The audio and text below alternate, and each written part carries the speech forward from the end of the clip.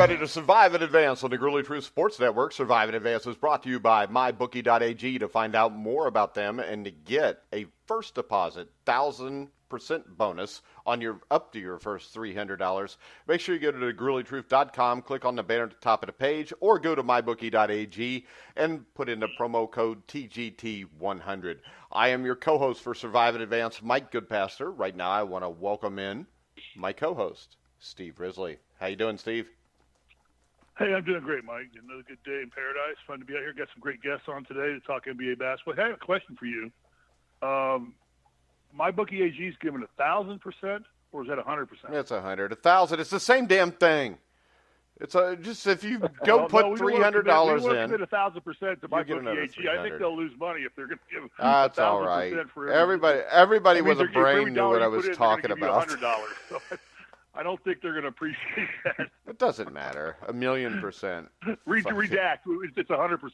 All right. It doesn't matter. I said 100% after I said 1,000. So, whatever. All righty. All right.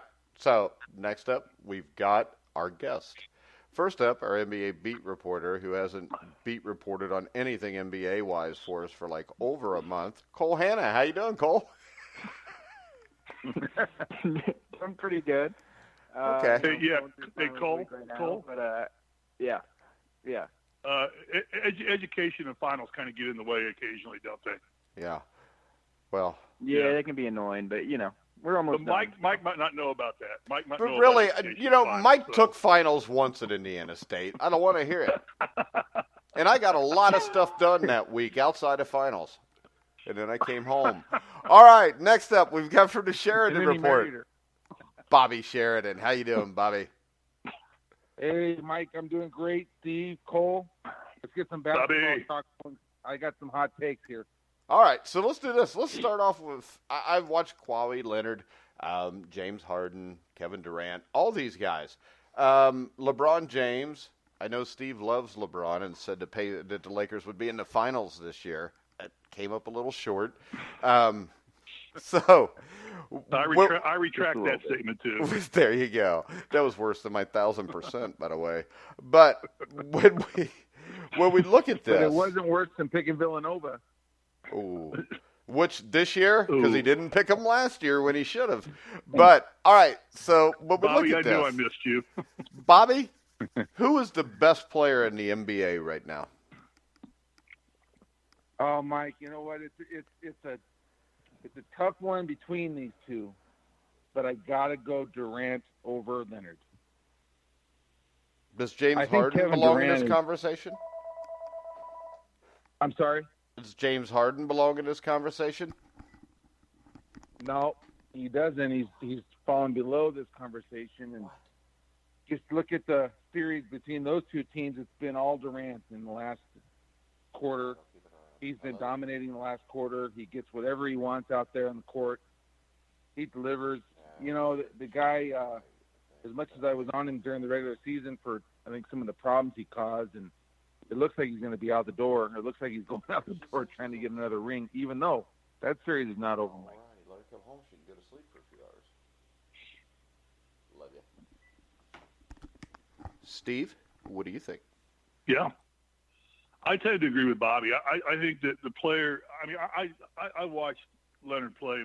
That kid's an influencer. He changes games, and he's a clutch player. But I think the player that can most influence and change the game because of his size and his athletic ability is Durant. I think there's more he can offer because he can offer you the inside play, and he's got a three-point shot. He's got a mid-range jumper.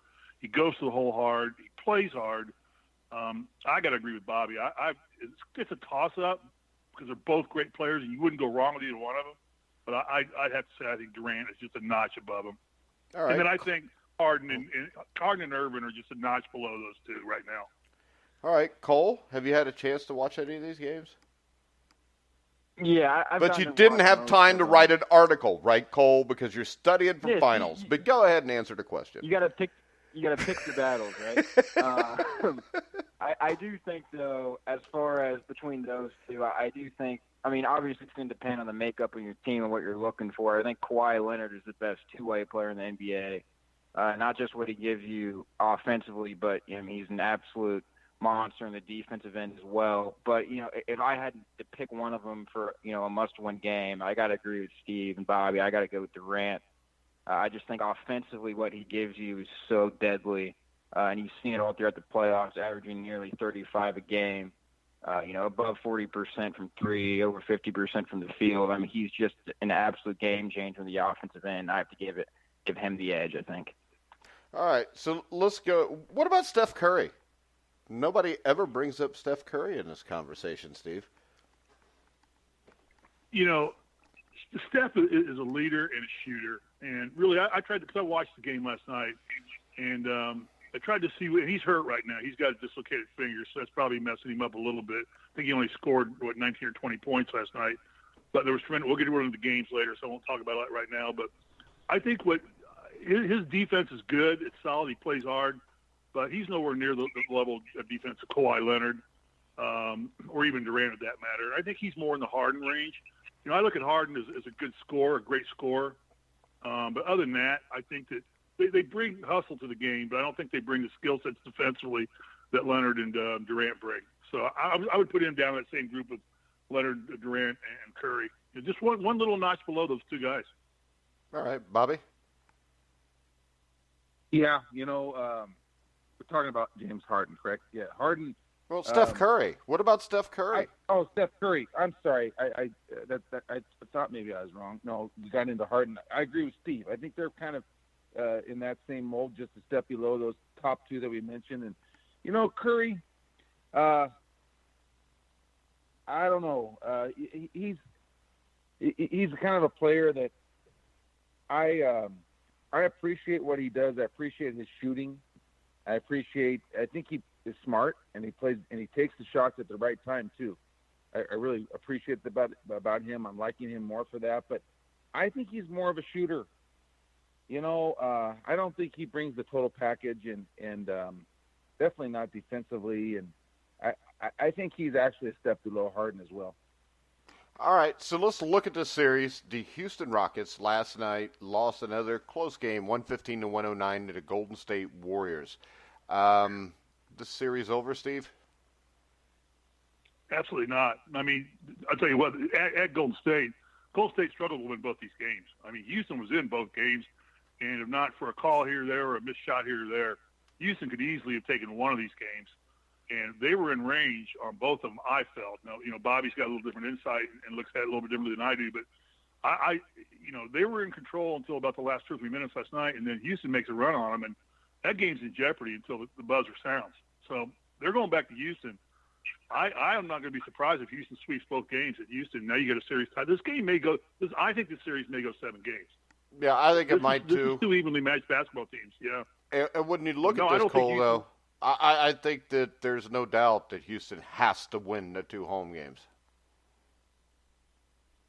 Yeah, I mean, certainly, their backs are against the wall now. I mean, yeah, like you said, they have to win both of these home games.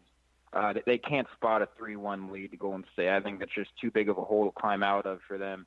Certainly the series is not over, though. I mean, if there's any team with the offensive firepower that can get hot and steal a couple games from Golden State, it's going to be Houston. Paul, Harden, Gordon, that team has a lot of offensive firepower. The key for them is just going to be limiting Golden State in the offensive end. Kevin Durant's obviously had a lot of success on that end.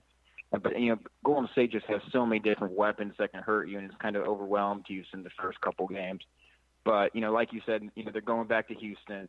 I think they have a good chance in both games, and I would not be surprised at all if they win both. Yeah, and when we go ahead. Would it be? Let me ask one question. Would it be fair to say, do we all kind of agree? And Bobby, I'm not trying to step over you, and I want your input too. But this series right here is probably for the Western Conference. Would that be a fair assessment? Probably. I don't know. If Houston wins, I mean, who knows? Because if Golden State wins, I don't think, Bobby, that Portland or Denver have much of a shot at them. So I'd say that's probably a fairly safe assumption. Yeah, I think so. Let's see what happens in that game 2 tonight. If Portland's ready to show up, put their best foot forward like I think they are. Portland's still in the conversation. Denver's getting not a whole lot of respect when it comes to that, even though they're the number 2 seed. I think they're riding that a little bit. I think Denver's enjoying kind of just laying low and being low key with this. But I think Portland's going to kick them tonight, and Portland's not out of the conversation on this yet. Damian Lillard, I think he's emerged ahead of Curry, and I think he's in that Harden range too, Steve. We haven't talked about Portland yet, but Damian Lillard is the best point guard in the league. I think he's better than Irving right now as well. And so, Mike's right, probably is the answer, but let's give Portland a shot still. They look good tonight and take that back home 1-1 and win that series in 4 and 5 like they might, then they're in the conversation. But as far as Houston and the Rockets, and the Warriors, that series is not over. I definitely think Houston will win Game 3. I think Game 4 is, a tough one, but I think they're going to bring this back to Game 5. All right, real quick, we have a listener that just sent me a message through Spreaker, and it says, please read in show. So I'm going to read this, Steve, and his name is Johnny Good, Goode, who is a listener. He says, Dear Mike and Steve, I'm a big fan of The Grueling Truth in all of your shows. It's insightful, and it puts a smile on my face every time I tune in. I'm going through a lot of personal stuff right now. My grandma is in a senior's home. My brother is recovering from a car accident, and my dad is ill in the hospital. So it puts a smile to my face and puts a lot of positivity and optimism in my day when I get to hear Mike and Steve's banner and the guest intelligence.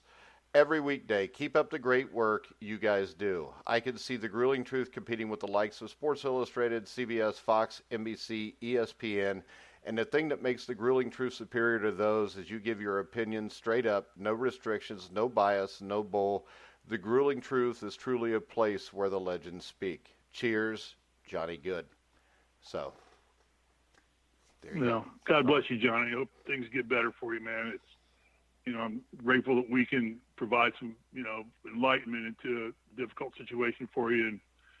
And, on behalf of everybody, I know we all, we've all gone through kind of similar things in some way, probably not as compact as you're going through right now, but hang in there. Thanks for listening. And we hope to keep making you, put a little smile on your face and find a little ray of sunshine for you each day. So thank you very much for the comments, and we really appreciate it. Yes, we do. Let's see. Bobby? Hey. What? I had a comment. Did you guys see the layup that the Gary Harris made over and under? Did you teach that to him? I taught it to him. I taught him that in AAU basketball. Did you? We worked on that. In AAU basketball, and we worked on that ad nauseum. So let me get this straight, Steve. So what you're saying here is this. If Denver doesn't win the NBA championship, you pretty much failed Gary Harris because you would be the reason for the failure. Now, the only thing I'm hoping to see Game 7 against Portland, where Gary Harris has a wide open up and under layup at the buzzer and he misses it. That would be one of the greatest things. I'm not wishing bad things on him, Steve. I'm wishing bad things on you. There is a complete difference here. All right, so if we have to look at this, Houston Golden State sits at 2-0 right now. Steve, who wins this series? What are we talking about? Houston Golden State. Because of home court advantage, I think Golden State wins it in 7. I think this thing's going the distance. This is a Rocky versus Apollo Creed knockout right now. These teams are about as evenly matched as you can get. But I don't see Golden State going down there and winning the game. I think Houston's going to be rabid nuts. They're lucky to get out of Golden State with 2 wins. So I see this game. I see Golden State in 7 is what I see. All right. I think this. I think if it goes 7, Houston wins the series. I think at a Game 7 they win it. I just don't know that it's going to get that far. What's your take here, Cole? Yeah, that's exactly what I was going to say, which is why I have Golden State in 6. I think they'll steal one game on the road out of these next 2. And certainly, I think if it gets to Game 7, it's going to be a really, really interesting game. Because like Steve said, I do think these are 2 evenly matched teams. I really do think that Houston needed to take one of those first 2 on the road. They couldn't get that done. I just think Golden State's going to split over these next 2 road games, and I think they'll close it out at home. All right, Bobby. Well, then Cole's take would be Golden State in 5 then, right? No. Sorry. So it's 2-0. I think the next 2 games after this, I think they'll split. Houston will go down 3-1. I think Houston will steal Game 5 on the road. Okay. Sorry, and then I think I said that wrong. And then I think Golden State will win it on the road. Oh, okay. So you're looking more at a weird series. I've got a weird series. Yeah, I don't see it going 7, but I think the NBA would love it to go 7. Now, I'm not calling it a conspiracy thing or not, but their ratings are through the roof. Best ratings in years is this series, guys. Hey, I don't know. I'm not saying conspiracy or not, but here's what I think. I think there's no way this thing's ending in less than 6. So it's 6 or 7, and I'm going to go on a limb because I still like the Rockets in this series, and they could come back and win Game 7 here, like Mike is saying. But don't be surprised if they're not up 3-2 after the next 3 games. Don't be surprised about that. And don't be surprised if they're up 3-2 after these next 3 games, that the series still goes to Game 7 in Houston or in Golden State. So I agree. All right. Next up, we got the Portland Trail Blazers and the Denver Nuggets, who are led, of course, by Steve Risley. When we look at the Nuggets, Cole, what do you think here? I mean, is this something where the Nuggets had played a game a couple nights before? They were on a little bit of a roll. They come out. They played really well. I think they played better than what they played in the San Antonio series, put up 121 points, beat the Blazers by 8. Yeah. What's your take on this series? Well, it's kind of an interesting series because I had Oklahoma City beat Portland in the first round, and that, wasn't even close. I had Portland, by the way. I just wanted to bring that up. Go ahead. Yeah, no. I also had the Spurs. Portland's playing good basketball. But, Denver's a good team. I think, Bobby kind of mentioned it earlier. I think they're kind of flying under the radar right now. That's a team that is the 2 seed in the West, very, very close to being the 1 seed.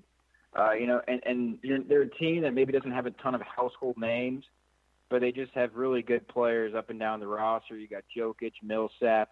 Obviously, we've talked a lot about, Gary Harris, who learned under, arguably one of the greatest Indiana basketball players of all time, and Steve Risley, Alford right? taught him? No, if he did, they wouldn't be in the hunt. That's mean. He'd be playing running back for the Cowboys. All right, go ahead. Brian Evans is coaching basketball? Now you're getting ridiculous. Yeah, but I deserve it. Anyway. I deserve it. All right, let's let Cole finish his thoughts.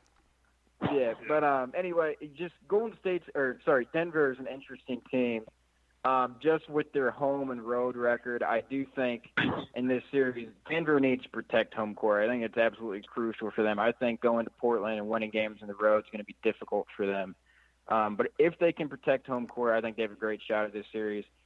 This is a series I think will actually go 7 games here. I would go Denver in 7. All right. I would go Portland in 7, but I think the big key here for Portland is they've got to get something from the forwards. In the last Game 1, Aminu and Harkless played a total of 50 minutes and only scored 4 points, Bobby. Mike, great call. Yeah, I can tell that you've been on the show. We've been doing our show now for a few months because that's the exact take from Game 1 that I think that I had, and that I think if you look at it is perfect because they got nothing out of those guys, and those guys have been good players for them all year, and so that's where they came up short, and they won't come up short there tonight. Portland's is a strong play tonight, and Portland has a chance, obviously, to go home and win both those, be 3-1, and close it out. I think it's not going 7. I think this series is 5 or 6 Portland. Yeah, I like Portland here too, Steve. What do you think? I think Portland's a better basketball team. So, betting with my heart, I go with Denver, obviously, because of Gary. But I think betting with my brain, if I was going to bet money on it, you'd have to go with Portland. I think Portland in 6. What do you think about this, and this is for any of you that want to answer. With Nikolai Jokic, when you look at him, he causes matchup problems for everybody they play. Is that something that gives them a shot if they were to get to Golden State? Is that something that makes this so they may be able to win this series, Bobby? I think if they got to Golden State, that'd be interesting. But that he's like a quarterback.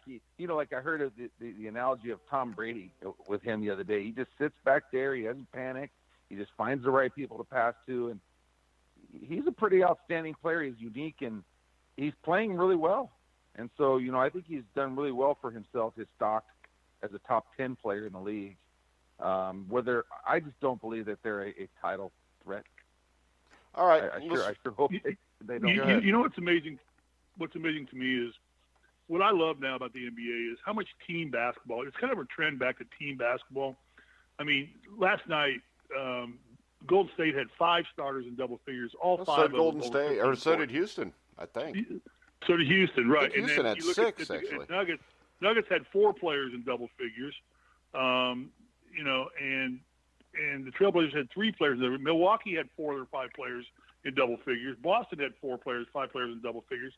The way they're spreading the ball out and playing t-ball, I wish the NBA would play basketball like this all year. But they tend to play more individual ball during the season. But I try to tell you this, because early on you weren't watching as much NBA, and I try to tell you, Steve, it's a better brand now, and they're playing deeper. The team, so a lot of these teams were going 8 and 9 deep, to get through that season, and a really good bench play, and it has been improved. I think every player, every team has a player off the bench in double figures. I've looked at the box scores of all the games. Most of them have 4 of their 5 or 5 of their starters in double figures, balanced scoring, and they always have at least one player off the bench in double figures. So, Bobby, you're right on. You're spot on. The brand of basketball in the NBA has improved tremendously. It has, but you also got to remember the scoring is up too. So it's got to come from somewhere. You know what I mean? Scoring is up, 20% maybe or something? But it's balanced scoring. It's not like LeBron putting 50 points on the board and the rest of the Cleveland Cavaliers putting 50 points on the board. This is balanced. Steph Curry only had 20 points last night. I think Durant only had like 24, 25, didn't he? He had 29, I think. 29? Okay, so it's balanced. Except for Harden, and when he had his moments, when he was going for 60, I think, what did Harden have, Cole? How many games in a row over? Yeah. What was the stat? Over 40? But that was during the regular season. It's not happening right now. Well, it's not happening right now because he wants to win, and they lose a lot of those games when he scores 50 or 60 points. Exactly. Right. Exactly. Spot on, Mike. Spot on. And another thing about that Houston prediction that we have to say, let's hope that he's okay. That eye thing. They asked him. He said, "I don't know." That. Yeah, he was acting like that bothered him. Yeah. Well, did you see his eyes? It looked disgusting. It looked like an episode of The Walking Dead. I was waiting for Kevin Durant to come and take a spike to his head to kill him off. Well, on that note, Steph Curry's finger didn't look too good either. Well, I would rather have Steph Curry's finger than James Harden's eyes. All right, guys. So right now, and we're going to make this prediction again before the Western Conference Finals, but who do you see in the Western Conference Finals, and who represents the West for the NBA championship? Who are you asking first? I'll go. I think it's going to be, I'll go Golden State. Denver is going to be the Western Conference Finals, and I think Golden State goes to the finals. I just don't see who's going to beat them guys. All right, Bobby? Okay, I'll take Houston against Portland, and I'll stay with my Houston. All right, Steve? I hate betting against Bobby because the little dipshit's always right, so it always pisses me off. But I think I'm just joking, Bobby. I'm having fun. I know. He didn't say anything. Just give your pick, Steve, so we can make fun of it. Don't pick Villanova. Right. They're not in this. I know Jay Wright's a great coach, Steve, but stay off of Villanova. Coach of the Lakers. Jay Wright was spotted in L.A. the other day. Okay. So I think it's Golden State to lose. It's Golden State to lose at this point. They're still the anointed champions, and I still think they're the best team in the West by a slim margin over Houston. And I agree with Bobby. It could shift. It's going to come down to one game in a series. And I'm going to say Denver's going to overpower Portland in a 6 or 7 game series. So I'm going to go with Cole and go Golden State in Denver with Golden State over Denver and going to the finals again. All right. I'm going to go Portland against Golden State. I don't want to do it, but I am worried about the Harden eye thing and the 3 days off. And I don't know. Isn't it kind of crazy if it's 2-0 for one team? That means the other team has to win 4 out of 5 games, Bobby, and that's a huge task against Golden State. I don't know if it's so huge. Really? Come on, Bobby. Yeah. You know, you sound like Risley. Jeez. How many times has Golden State lost 4 out of 5? Sorry, Bobby. Golden State's not that good. They're not that good, Mike. Okay. So, did they win a world championship last year? I'm Okay. talking this year, Mike. I rest my case. And And I you hope might- you're right. And I think this. I think if Houston gets the next 2, I think they will win the series. But I'm worried about Harden with the eyes because those didn't look too good last night. All right. Let's go. I have another question before we move on. A question: does anybody else see? Chris Paul seems to be playing with a chip on his shoulder. He did last year, too, until he got hurt. Yeah, I mean it's not a good chip. It doesn't. It seems like an angry chip. Like he's got, he's irritated with everything, and he's already got at least one technical foul in the series, and it's like, does anybody else notice that he's kind of like playing real angry? But not what I would call a good angry, because there's a good angry, like, I'm going to show you I'm better than you. It's just he kind of hates the world angry. Does anybody else notice that, or is it just me? But there's been a lot of talk of officiating in that series, too, so you kind of wonder. Yeah, I wrote that down to if he's talk getting about frustrated later on in with the show, that. yeah.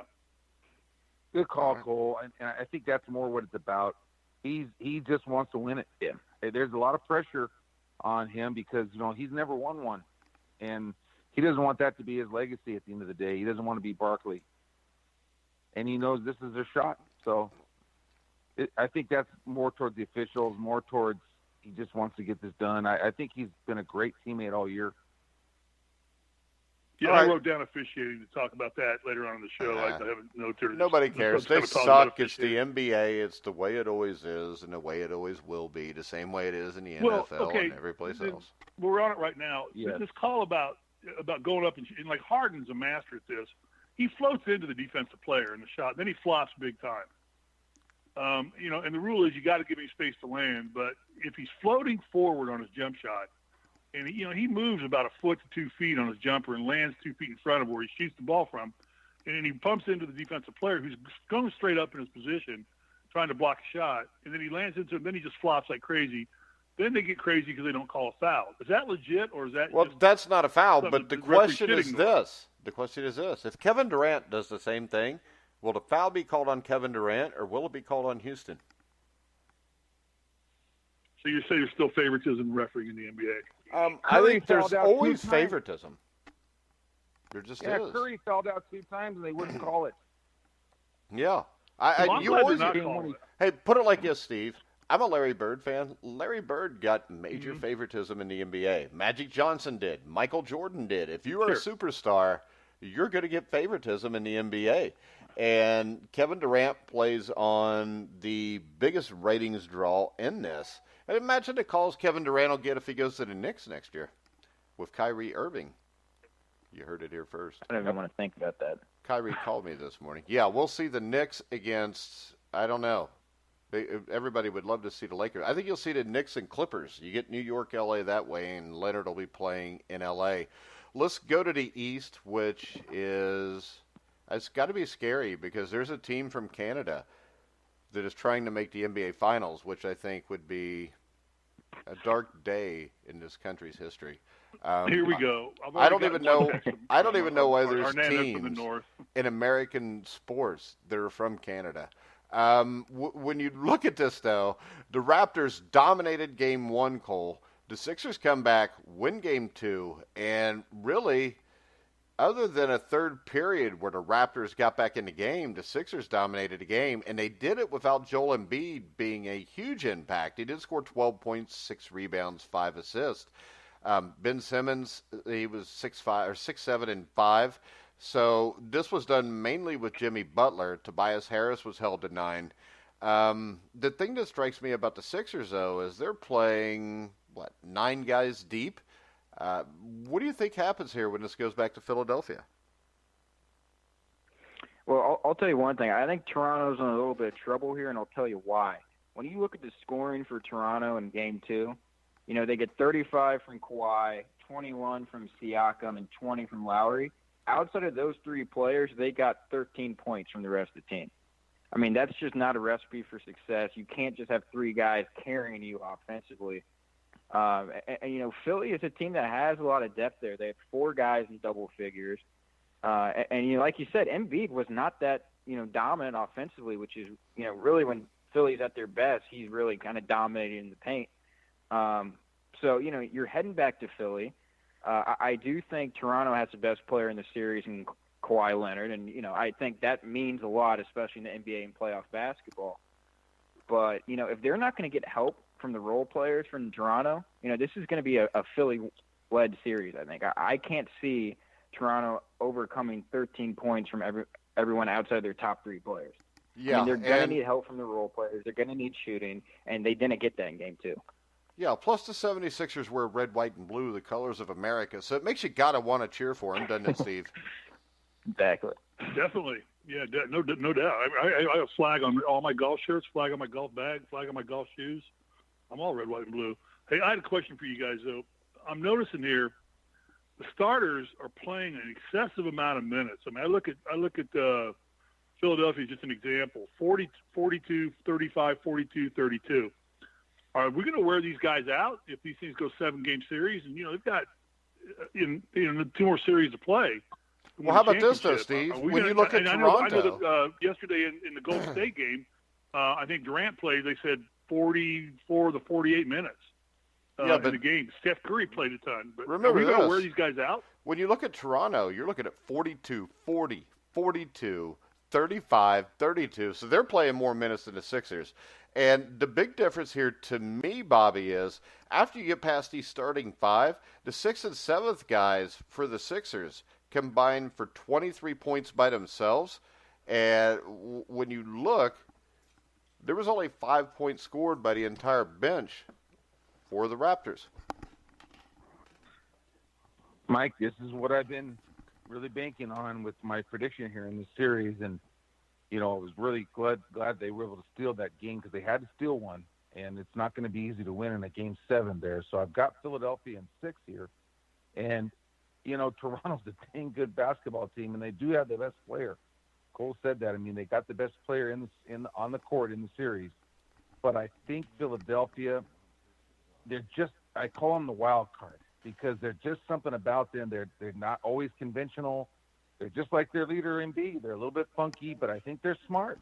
They play the game. They learn their pieces pretty well. When their A lineup has started the game, there's something like 18-2 this year now after that last playoff win. They are getting production off the bench, better than Toronto. And, as long as that big guy in the middle can keep giving them 12, 14, 20 points, 12 rebounds, being their leader, as long as he can be on the court, I think they're going to win it because Harris and Butler are X factors. And, Redick, he's hitting some big shots. I like that team, and I like their ability to win this series. All right. Bobby, question is, I've noticed the 76ers kind of playing kind of what I would call inconsistent basketball. Sometimes they're like, last night they were great. They play great. Then I've seen them just kind of puke on themselves a little bit during the season at some point too. Would it be fair to say that this is not a really consistent team that gives you the same, I don't want to say effort because they play hard, but they don't have the same cohesiveness every game. Steve, they have some excuses for that because Embiid has missed a lot of time, and he's been game time decisions a lot, and they haven't had their A lineup only for 25% of the year have they had those guys all together playing. So I just think it's been a product of that more than anything else. They realized early on they weren't going to get the 1 or 2, so they just kind of hunkered down, got the 3, and now here we are. And what's the difference? They're playing Toronto instead of Milwaukee, who are that's basically the same. And they're going to have to come up with a big win here, and they got it. Game 2, that could be that. Game 2 may have decided the whole series. All right, Stealing that one on the. I think this. And our friend from the north. Our friend from the north says. Our friend from the north says Raptors in 5. Yeah, our friend from the north. He's in the Moosehead beer already. Yeah, he also said the Maple Leafs were going to win. Drinking Moosehead beer. Yeah. Okay. All right. So I've got the Sixers in 6. What do you think, Cole? Yeah, I think Sixers in 6 sounds about right to me. Steve? I would concur. Bobby? Sixers in 6, Mike. Sixers in 6. That's 4 6 6s, but it's not a 6-6-6. All right. But I will tell you this. I will tell you this. Game 3 is a pick'em, and that is imperative that Philadelphia wins that. If they can win that, then that would be the first team in the series to win back-to-back. That's always an indicator, which is Golden State. Unfortunately, and it'll also keep them on track. Winning at home and keeping the home court. They've got to win this in 6. I don't like them going to Game 7 in Toronto. All right. Oh, no. You don't want that. Next up, we got Boston and Milwaukee, Steve. Yeah, I had hope for the Celtics after the first game, but after watching last night, when they played, I think Milwaukee's too overpowering. I think the first game was a fluke to some degree. Boston played incredible basketball, but I think just Milwaukee's a more dominant basketball team than the Celtics are. But I think the Celtics are probably a little bit better coached. So this is another one that could easily go 7 games. I don't think it will. I like Milwaukee to win this in 6. Which I thought Milwaukee in 5 first. I think Boston just caught them off guard. Milwaukee hadn't really played much competition for a couple weeks. And once the Bucks got their feet under them, or their sea legs under them, they were fine. Bobby, what do you think, Boston, Milwaukee? I think you nailed it. I think it was going to be 5, and now it might be 6. The thing with Milwaukee is they've been the best team in the league overall for the whole year, the entirety of the year. And they're also very well coached. And I think that guy is getting the Coach of the Year, Budenholzer, I think is his name. But the thing about Milwaukee is, this is their first time through the playoffs, and they're kind of they weren't the experience factor of coming close like Houston did and then not getting it, or winning the championships like Golden State. Those teams are really experienced in this spot, and Milwaukee was not. Cost them game 1. But you saw what happened in the second half yesterday, and I think that's going to be more along the lines of the rest of the series. I'll give Boston one more. I think Milwaukee wins in 6. Yeah, and Steve, when I look at this, I think that Gordon Hayward and Kyrie Irving, 9 and 5 points each. If they're going to win, Irving has to probably score 30 points, and Hayward's probably got to go for 20. Definitely, yeah. No doubt. Yeah, I'm looking at their box score right now. You only put 3 players in double figures. Nobody with 20 points. That's the thing. The Celtics, they almost play more of a college game in the NBA, and that's probably the way that Stevens coaches them.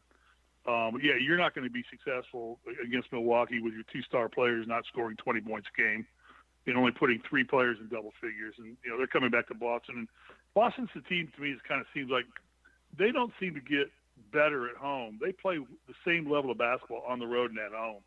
Whereas I think like Houston's going to elevate their game when they go back to Houston. I can't say that Boston's going to do that. I think Boston's going to play their same consistent basketball, and if they do that, Milwaukee's going to win. Yeah, in 6 games, if not 5 games. All right, what do you think, Cole? Yeah, I guess credit to Boston. They did what they needed to do. They stole one on the road here. And certainly I think they've played much better basketball in the playoffs than what they were doing for stretches of the regular season where they really, really had some consistency issues there. It's kind of like you guys touched on it with Kyrie Irving. He kind of dominated that series against Indiana. That's how they swept them. Then game 1, he has a big game, goes for a double-double. And then game 2, Milwaukee kind of shut him down. And I think Boston's going to go as Kyrie goes. They can't really survive if Kyrie's not playing like a superstar. And I think that just speaks to Milwaukee being the deeper team. I just think Milwaukee's the better team here. They have too many weapons that can hurt you. And it's just Giannis. They have Middleton. They have Bledsoe, Lopez, Mradic. They have so many weapons that they can hit you with. I think Milwaukee's the favorite to come out of the East, and I think Milwaukee in 6 is probably the best bet here. All right. So who comes out of the East, Bobby? I got to say Milwaukee right now, but it would be really hard for me to say that with a lot of conviction if Philadelphia does go on and win that series. But I will have to say Milwaukee is the best team in the East. So I'll take Milwaukee, but I'll probably be on Philly more if that matchup happens. I'm going Milwaukee. Steve? Yeah, the only factor is, and I haven't seen enough of Milwaukee play yet to kind of get a makeup or feel for that team, but I know Philadelphia plays on emotion quite a bit. They got young players that play very emotional basketball, and Philly's a rabid town. If Philly gets through Toronto, if they do, and that's not an easy task by any stretch of the imagination, and it comes down to Philadelphia and Milwaukee, Milwaukee's going to have the home court advantage, but Philadelphia's a team that would scare the snot out of me if I had to play them more than any other team in the East. But I'm betting with Bobby and betting money, I'm going to go with the Bucks. But I wouldn't be surprised if Philadelphia steals this one if they get there. I agree with you, Mike.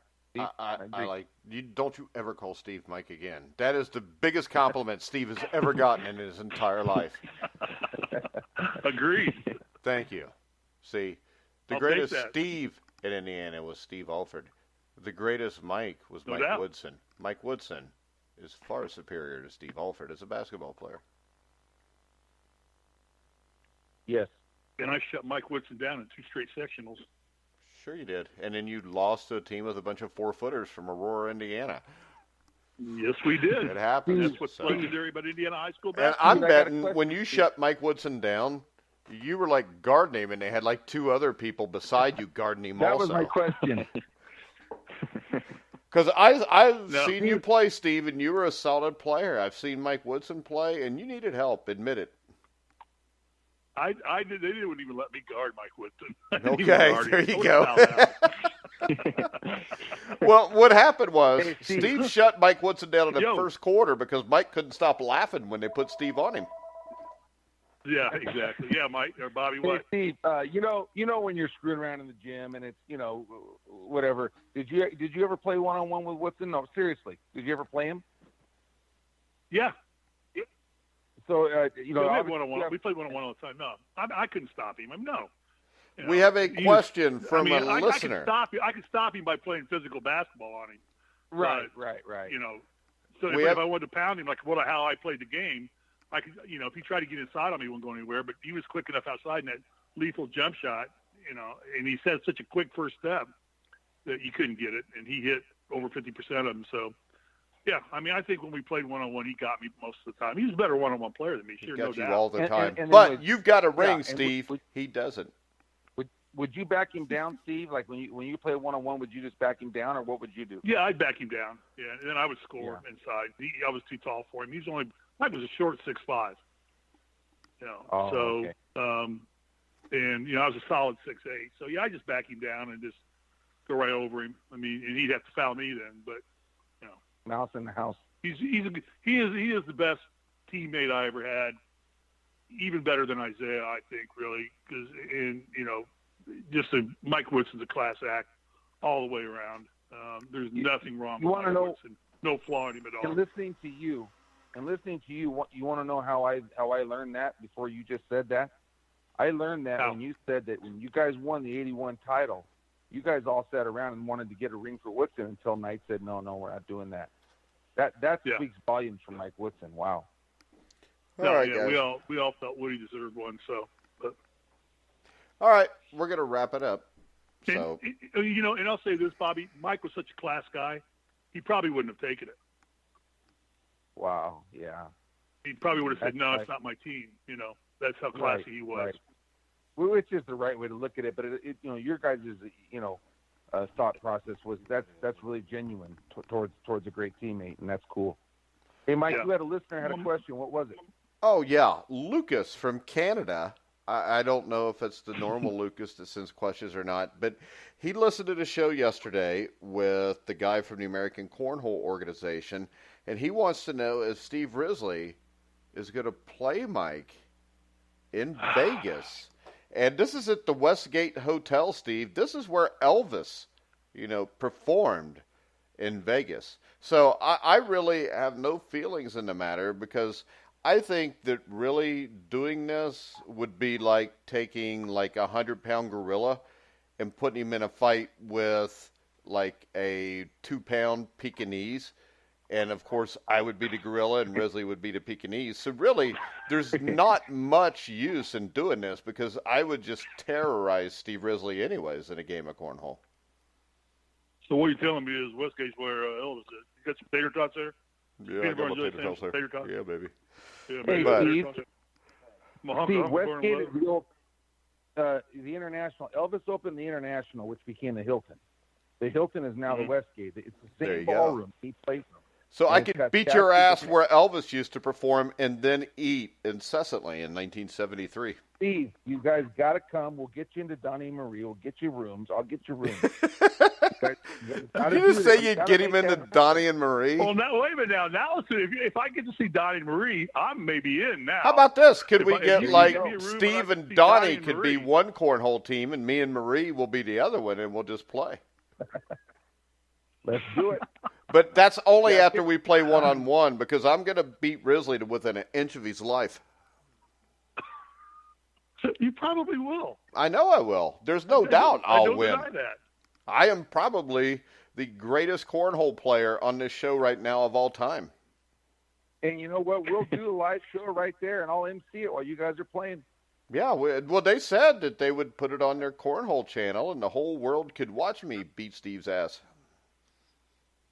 Steve, you can't. You've got to come back at him. You can't back down to this. It's always best to back down with me because I win, Steve. That's what I do. When my name is Mike, but it's spelled W-I-N. Mike, Steve. Steve, I'm not trying to pressure too much, but this is unbelievable radio. Hey, maybe we could have Lucas fly in from Canada. The Donnie and Marie thing. Maybe Lucas could fly in from Canada and be the official for the match. Oh, man, this is setting up great. I mean, that would make Lucas, if Lucas officiates this match, the only person higher than Lucas in Canada from here on out is probably Wayne Gretzky. I mean, this would put Lucas above Shania Twain even. Not above Kawhi. Kawhi's going to be in L.A. about the time we're in Vegas, so it doesn't really matter. As a Clipper. All right. We will revisit this tomorrow when we have Sam McGinnis, our NHL beat writer, on. I'm looking to have a special guest for the Columbus Blue Jackets on, so make sure you guys check that out. I think you played a 21 in cornhole. I'll beat Risley by 29. All right, guys, we're going to go ahead and wrap the show up. Remember, you can hear all of our shows on iHeartRadio, iTunes, TuneIn, Spreaker, Spotify, Zeno Live Radio, and hopefully you'll be able to watch me kick Steve Risley's ass in Vegas July the 5th, I believe. It'll be fireworks for the 4th of July, where I will just set rockets off into the holes, and Risley will have nothing to do but sit there and make excuses like he usually does. And, I'm going to see if I can bring Bob Knight in to scream at him for whenever he misses, too. Risley, what was that? See, the only way I can play cornhole, the only way I can play cornhole is I have to have a Bloody Mary in my left hand. That's the only way I know how to play it. And I quit drinking years ago, so I don't know if it's feasible. I would be no good because I would not be able to have that Bloody Mary in my left hand. Because the only way I learned to play cornhole was in tailgating. Actually, And so always what had a you're Bloody saying Mary. is you got to have a cup that's uncovered, and then you throw the cornhole, which means you've got the cup. You're holding it up probably like kind of a girly girl, and then you throw it, but you don't want to throw it too hard because it'll splash your Bloody Mary all over the place. And, yeah, I mean, this is going to be easy. You're soft, Risley. I'll own you. This is Come must-watch on, TV right here. I see. I'm Hey, using- Cole will watch it. I'm I may using bring Cole in discretion as my right now. corner man. Cole, we got to get that on the Periscope. Can we Yeah, we we put gotta that do out it. live? Hey, like Yeah, I said, yeah, it will be organize it. live on the American Cornhole Digital Channel, they said, at 3 o'clock, right before the World Championships. And the thing is, people are going to think that that's the World Championship when they watch me play. But then they're going to see Risley, and they're going to think it's just a joke.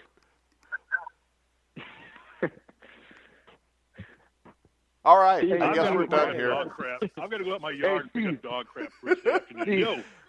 Steve.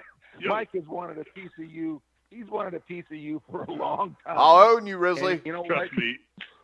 He's not the only one that wants a piece of me. All right, I've got other people that want a piece of me too. I'm in exile and in hiding here in Grenada. That's why he went to L.A. He's not even L.A. He's really in Zimbabwe hiding out. I'm in the valley. But I'm it gives buried us in the great valley ratings somewhere. in Africa, so I'm good with it. All right, guys, we're going to wrap You it know up. what though? No, What? wait. One last thing here. Where I live here in the valley, 85% of the porn movies are made around my neighborhood. That's Just something a to little brag thought about. there. Yeah, and the problem is this. In Steve's street, 90% of the gay porn movies are made.